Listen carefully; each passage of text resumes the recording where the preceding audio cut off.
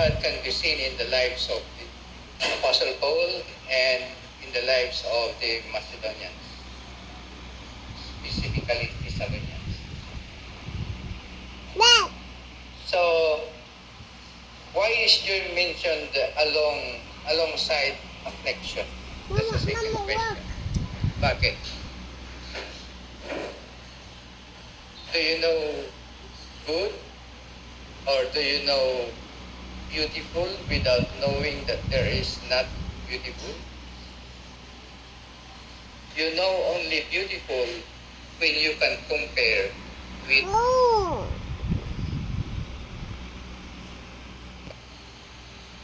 that is the same here. You can know joy when you have experienced suffering. Yun ang sinasabi sa Macedonia.